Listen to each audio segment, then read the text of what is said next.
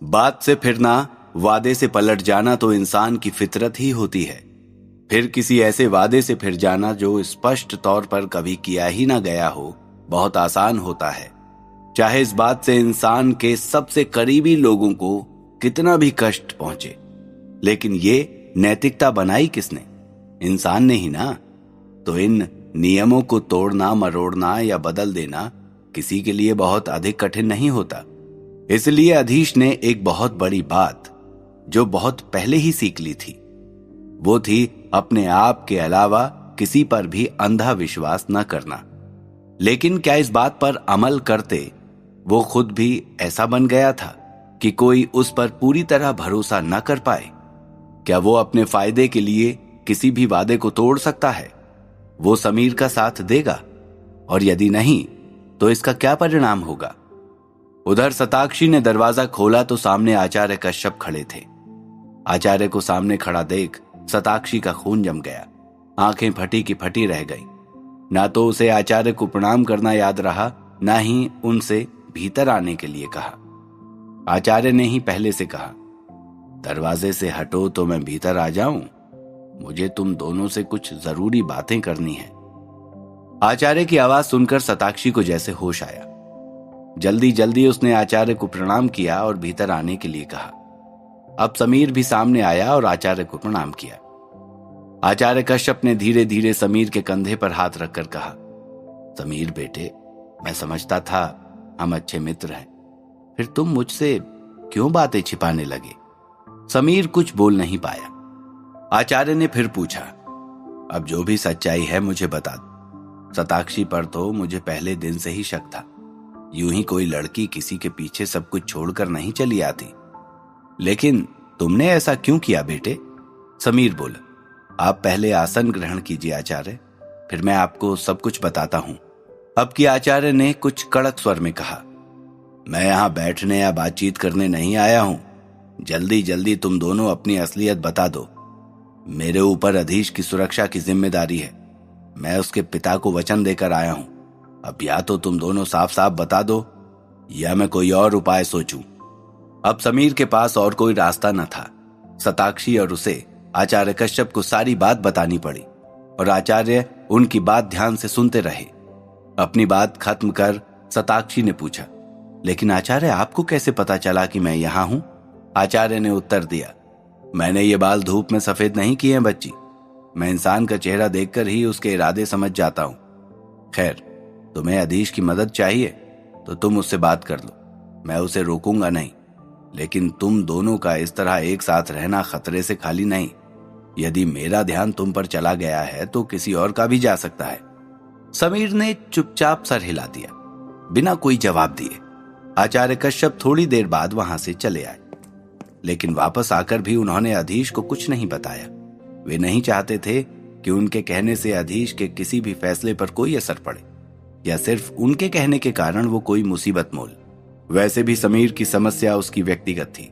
उसमें साथ देना या ना देना पूरी तरह से अधीश की इच्छा पर निर्भर करता था। यही सब सोचते हुए आचार्य कश्यप बैठे थे। लेकिन अधीश कहाँ है? उन्होंने एक सेवक को अधीश को बुलाकर लाने के लिए कहा तो उस सेवक ने उत्तर दिया, आचार्य, उनके एक मित्र आए हुए हैं। वे दोनों काफी देर से एकांत में बात कर रहे हैं और किसी को भी वहां आने से मना किया गया है। अच्छा, आचार्य ने बस इतना ही कहा, लेकिन उन्हें समझ में नहीं आ रहा था कि अधीश का ये कौन सा मित्र बन गया है जिसके साथ बात करने के लिए उसे एकांत की जरूरत है। खैर, बाद में बात कर लूंगा, उन्होंने सोचा और बटुक के साथ बलवीर से मिलने चल दी। अधीश अब भी ज्वाला दत्त के साथ उस कमरे में था। ज्वाला दत्त जी अधीश को समझाने की कोशिश कर रहे थे, लेकिन अधीश के लिए उनकी बात पर यकीन कर पाना बहुत मुश्किल था। ज्वाला दत्त सोमसेन के बहुत गहरे मित्र थे और उनसे ऐसे प्रस्ताव की उम्मीद भी नहीं की जा सकती। फिर भी अधीश को पता था कि उसने कुछ गलत नहीं सुना है। उसने एक बार फिर कहा, क्या आप सच में ऐसा चाहते हैं? अब की बार ज्वाला दत्त ने कुछ विस्तार से समझाया। हाँ बेटे, मैं खुद उस पुराने किले में गया हूं। यह बात अधीश के लिए और अधिक चौंकाने वाली थी। उसके चेहरे के भाव देखने के लिए ज्वाला दत्त कुछ पल ठहरे, फिर बोले, देखो अधीश, मैं यूं ही तुमसे ये बात नहीं कह रहा हूं। माना कि मैं सोमसेन से वादा करके आया हूं कि तुम्हें अभियान पर जाने के लिए मना ही लूंगा, लेकिन इसमें मेरा अपना भी स्वार्थ है। पुराना किला मेरा देखा हुआ है, मैं उसकी सारी असलियत जानता हूं, लेकिन ये बात आज तक मेरे अलावा किसी को पता नहीं थी, सोमसेन को भी नहीं। अधीश उनको बीच में ही टोक कर बोला, जब आप जा ही चुके हैं तो एक बार फिर भी तो जा सकते हैं ना? ज्वालादत्त बोले, हाँ जा सकता हूं, लेकिन जीवित वापस आ भी पाऊंगा इस बात का मुझे भरोसा नहीं है, इसलिए मैं तुम्हारी सहायता चाहता हूं। पुराने किले की रक्षा कुछ ऐसी शक्तियां कर रही हैं जिनका मुकाबला कर पाना मेरे अकेले के वश की बात नहीं है, और मैं ये भी जानता हूं कि सोमसेन और उसके साथी चाहे कितनी भी ताकत लगा लें, वो भी उन शक्तियों से जीत नहीं सकते। अधीश ने पूछा, ऐसी कौन सी शक्तियां हैं वहां? मैं तो इसे एक रहस्यमय किला समझ रहा था, जिसके रहस्यों के जवाब पाने के लिए सारे मांत्रिक वहां जाना चाहते हैं। ज्वालादत्त बोले, हर बात किसी को पता नहीं होती अधीश। पुराना किला इतना पुराना है कि तुम सोच भी नहीं सकते, और उस किले की रक्षा जो अंधेरी शक्तियां कर रही हैं, उनसे मुकाबला करना भी सभी के वश की बात नहीं है। और जो सबसे गुप्त रहस्य है उस किले का, वो है। ज्वाला इतना कहकर ठहरे। अधीश यही जानने के लिए तो उतावला था कि इस यात्रा का उद्देश्य या इससे मिलने वाला पुरस्कार क्या है। उसने पूछा, बताइए महाशय, क्या मिलने वाला है वहां से? ज्वालादत्त ने अधीश का हाथ पकड़कर उसकी विषैली बर्फ वाली उंगली पकड़ते हुए कहा, इसी की तरह एक और अंधेरी शक्ति, एक और मंत्र जो आम मांत्रिक कभी सिद्ध नहीं कर सकता। ये सुनकर अधीश को कुछ देर तक तो अपने कानों पर विश्वास नहीं हुआ। अभी तक तो उसे सिर्फ 2 ही लोगों के बारे में पता था जिनके पास ये शक्ति थी, एक तो उसके गुरु सूर्यभान, दूसरा वो खुद। लेकिन यदि ज्वालादत्त सच कह रहे हैं और उस पुराने किले में सच में ही ऐसी कोई अंधेरी शक्ति या मंत्र प्राप्त किया जा सकता है, तो ये वास्तव में एक आकर्षक प्रस्ताव है और इस पर विचार किया जा सकता है। उसने ज्वालादत्त से कहा, इन शक्तियों को प्राप्त कर लेना इतना भी आसान काम नहीं है। मेरे गुरु सूर्यभान, उनके पास भी एक ऐसी ही शक्ति है, लेकिन उन्हें वर्षों की साधना करके और अपनी देखने की शक्ति गंवाने के बाद ये शक्ति मिली थी। मुझे भी ये मंत्र साधना करते हुए कई बार ऐसा लगा कि अब मैं जीवन से हाथ धो बैठूंगा। मैं आपकी बात का विश्वास कर लेता हूं, लेकिन फिर भी मुझे सोचने के लिए थोड़ा समय चाहिए।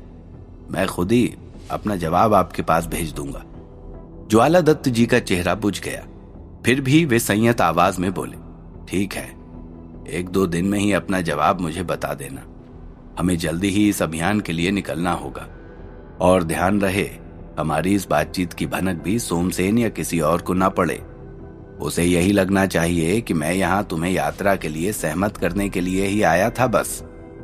अधीश ने उनसे वादा किया। फिर ज्वालादत्त ने उनसे विदा ली, अपना निकास मंत्र वापस लिया और सोमसेन के महल की ओर चल दिए। अधीश भी अपने कमरे में आ गया। अभी वो बैठकर इस बारे में विचार कर ही रहा था कि आचार्य कश्यप खुद उसके कमरे में चले आए। अधीश उन्हें देखकर उठने लगा तो बोले, अब बैठे रहो बेटे, मैं यहाँ तुमसे एक बहुत ही जरूरी बात करने आया हूँ। अधीश ने उन्हें बैठने के लिए एक आसन देते हुए कहा, कहिए आचार्य, क्या बात है? आचार्य बोले, मैं जो भी कहने जा रहा हूं उसे बहुत ही ध्यान से सुनना, और फिर जो तुम्हें सही लगे वही फैसला करना। यह बात समीर और सताक्षी के बारे में है। अधीश चौंका, क्या समीर और सताक्षी के बारे में? क्या वे दोनों? इससे आगे बोल नहीं सका। आचार्य बोले, वो दोनों भाई बहन हैं, सगे भाई बहन। अब तो अधीश जैसे आसमान से गिरा। क्या? ये कैसे संभव है आचार्य? समीर यहाँ का रहने वाला है और सताक्षी उस दुनिया से मेरे साथ आई है। क्या समीर की मित्रता और सताक्षी का मेरे प्रति लगाव सब नाटक था? आज मैं अपने चारों तरफ यही क्यों महसूस कर रहा हूं? सब एक दूसरे के भरोसे का खून कर रहे हैं। ये कहते हुए वो ज्वालादत्त के बारे में सोच रहा था। वे भले ही अपने स्वार्थ के लिए ये सब कर रहे थे, लेकिन सोमसेन जैसा भी था उन्हें अपना मित्र मानता था, और इस तरह अपने मित्र से झूठ बोलने वाला व्यक्ति अधीश की नजर में कभी अच्छा नहीं हो सकता था। और अब समीर, वो समीर को अपना सबसे अच्छा मित्र समझता था, लेकिन उसने अधीश से इतनी बड़ी बात छिपा ली। ये सोचकर ही उसका मन खट्टा हो गया। अधीश के मन में चल रही उथल पुथल आचार्य को उसके चेहरे पर साफ साफ दिखाई दे रही थी। आचार्य ने कहा, शांत हो जाओ अधीश, ऐसा कुछ भी नहीं हुआ है जैसा तुम सोच रहे हो। ये समीर की भी मजबूरी थी और तुम ही कौन सा उसके बारे में सोच रहे हो। तुम्हें आए हुए इतने दिन हो गए, तुम एक बार भी समीर से मिलने गए या शताक्षी की खोज खबर ली? अब अधीश को अपनी गलती का एहसास हो रहा था, लेकिन अब भी ये भाई बहन होने वाली बात वो पचा नहीं पा रहा था। उसने आचार्य से पूछा, लेकिन आपको ये सब किसने बताया? जवाब में आचार्य ने शुरू से अंत तक पूरी कहानी सुना दी कि किस तरह उन्हें शताक्षी पर संदेह हुआ और उन्होंने उसका पीछा करवाया।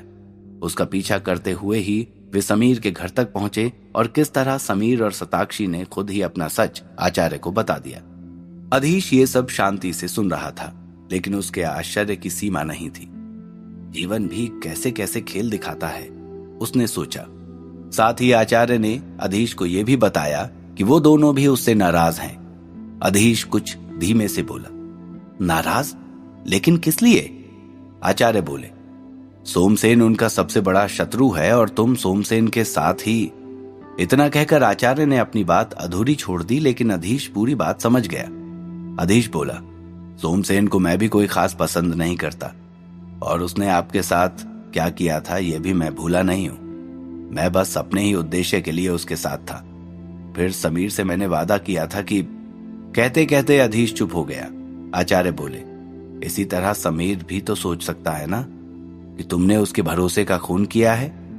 अधीश एकदम अधीर हो उठा, लेकिन मैंने ऐसा कुछ नहीं किया आचार्य। आचार्य मुस्कुराते हुए बोले, अब ये तो तुम दो मित्रों के बीच की बात है, अब तुम खुद ही जाकर अपने मित्र को मनाओ। अधीश बोला, मैं जल्दी ही समीर से मिलने जाऊंगा।